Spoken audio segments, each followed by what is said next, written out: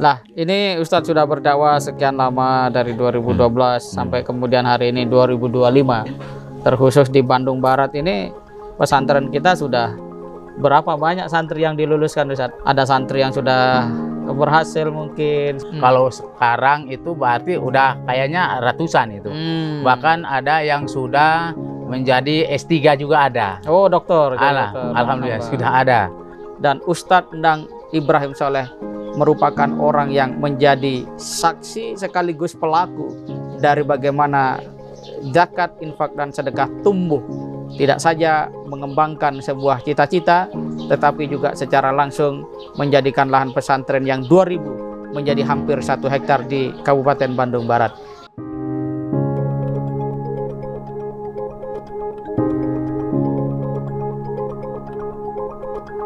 Assalamualaikum warahmatullahi wabarakatuh. Waalaikumsalam. Pemirsa BMH TV, kembali bertemu di saluran yang cerdas menggerakkan.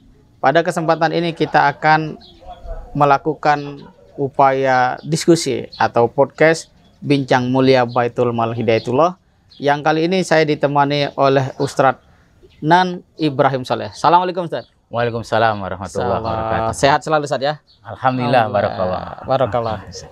Ustadz Nang, sejak kapan mengenal dunia dakwah dan aktif berdakwah? Apakah juga dakwah ini sudah mungkin pesan orang tua atau cita-cita Ustadz memang sejak kecil? Seperti apa?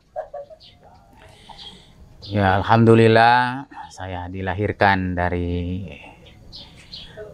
pedesaan, itu dari Kampung Cigondok, Desa Pasir Bungur, Kecamatan Cilograng, Kabupaten Lebak, Banten. Kalau di bidang dakwah yaitu kemauan ya orang tua atas dorongan orang tua. Jadi pengen salah satu dari 9 bersaudara itu diantaranya ada yang bergelima di bidang dakwah. Alhamdulillah qadarullah dengan kemampuan dari mulai lahir tahun 72, kemudian setelah itu dari kelas 5 SD ya udah disuruh mondok. Ya, udah disuruh mondok di pesantren ya, kajian kitab kuning biasa kalau dari Banten itu. Setelah itu terus selama kurang lebih sampai tahun 93. Kurang lebih 10 ya, 9-10 tahunan lah. Itu apa istilahnya menimba ilmu di pondok.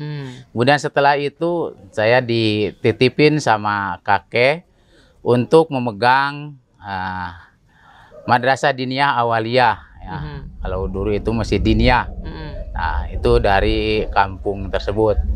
Kemudian setelah lama sekitar 13 tahun berjalan di kampung, kemudian saya mendengar suara Hidayatullah. Nah, mendengar suara Hidayatullah. Ya, baru mendengar namanya, belum ketemu orangnya. Ketemu orangnya. Dikira Hidayatullah suatu nama sebagai pesantren yang ada di kampung itu. Ya, ternyata kesini-sininya bahwa Hidayatullah itu sebuah lembaga dakwah. Nah, perkiraan di tahun 2012 ya, itu mulai ditugaskan ya, untuk berdakwah. Kalau tadi ya cuman di kampung gitu ya. Kalau yang selainnya itu selain dari 2012 itu di kampung sendiri. Kalau dari 12 itu disuruh hijrah. Ya, disuruh hijrah untuk mengemban dakwah, yaitu bergabung dengan Hidayatullah. Ya. Di mana waktu itu pertama kali? Waktu pertama kali ditugaskan itu di Garut ya. Di Garut ya, 2 tahun itu kurang lebih 2 tahun. Di situ banyak ya karena masa-masa di Hidayatullah kan belum seperti saat ini ya majunya gitu. Kalau dulu masih terbatas, bahkan Kalau masak anak-anak juga masih menggunakan kayu bakar. Sampai 3,5 kilo itu berjalan. Mencari kayu. Berjalan kaki mencari kayu ke hutan, ke gunung gitu. Nah, itu selama 2 tahun. Setelah 2 tahun lah sama DPW disuruh istilahnya pindah ke KBB. Bandung Barat. KBB yaitu Kabupaten Bandung Barat. Ya, di situ saya mulai ya berdakwah di tempat yang ya istilahnya bisa dikatakan dulu di sini itu sebagai kampung yang primitif ya.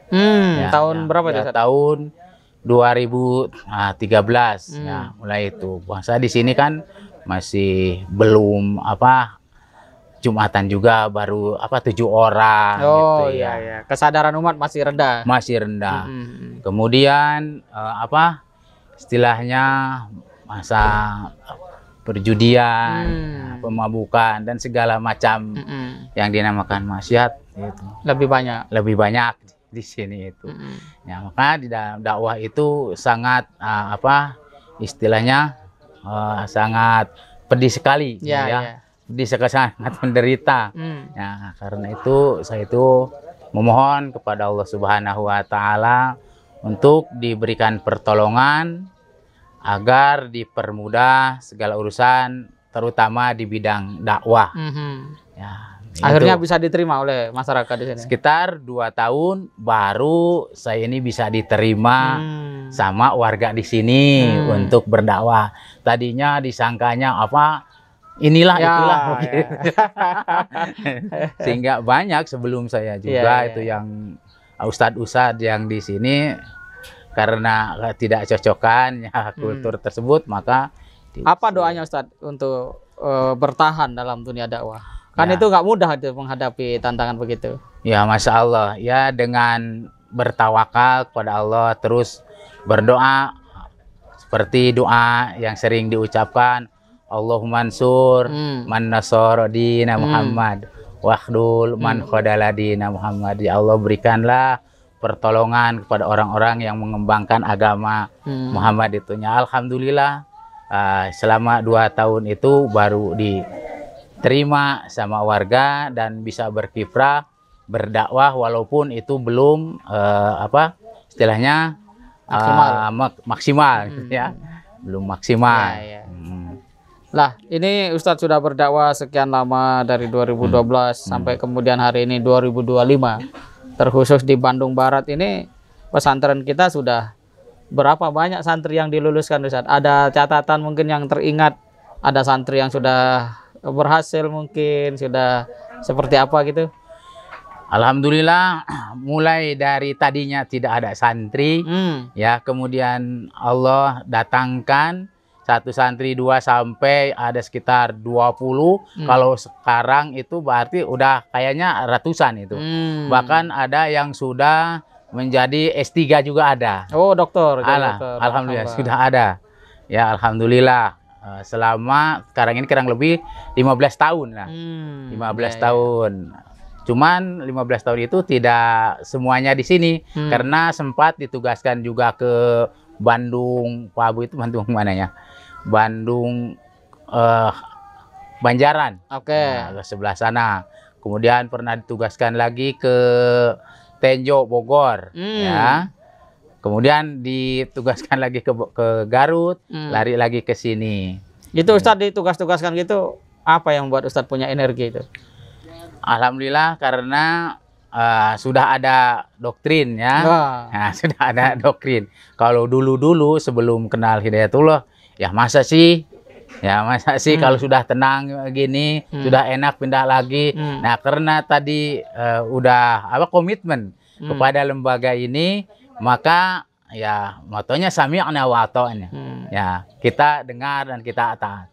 Ya, alhamdulillah dengan doa-doa dari guru-guru yang senior sehingga saya ini bisa istiqomah di jalan dakwah walaupun sempat waktu corona itu kan goyah ya karena murid itu sempat bubarkan Ya, kan, betul, dipulangkan. dipulangkan begitu. Iya, iya, Ya, iya, ya. luar biasa. Jadi pemirsa Bema TV, doktrin tadi dimaksud adalah nilai-nilai dasar yang ada dalam Quran yang tidak saja diketahui dan diyakini, tetapi coba untuk dibuktikan di lapangan dan dirasakan secara langsung. Seperti intantullah yang surkum, bahwa kalau kamu menolong agama Allah, Allah akan menolong agamamu. Nah, ini dijadikan sebagai sebuah pandangan hidup, sehingga Ustadz Endang Ibrahim Soleh luar biasa, tidak pernah goyah menjalankan tugas-tugas. Nah, ini pertanyaan terakhir Ustadz.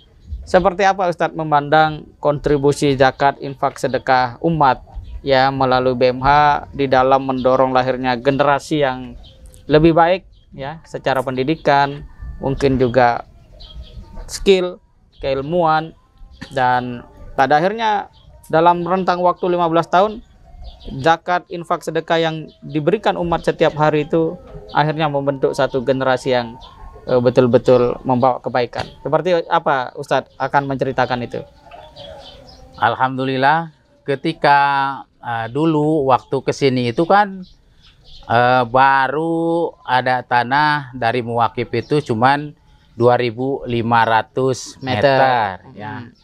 Dengan adanya infak sodakoh dan juga zakat yang disalurkan melalui lembaga Baitul Mal Hidayatullah Jabar, sehingga sampai sekarang ini ya ini kalau dinominalkan ya, kalau tanah itu hampir 1 hektar ya, hampir dari tadi 2.000 sekarang ini nyampe 9.000-an lah, hampir mencapai 1 hektar. Kalau dinominalkan itu berarti hampir karena miliaran ya.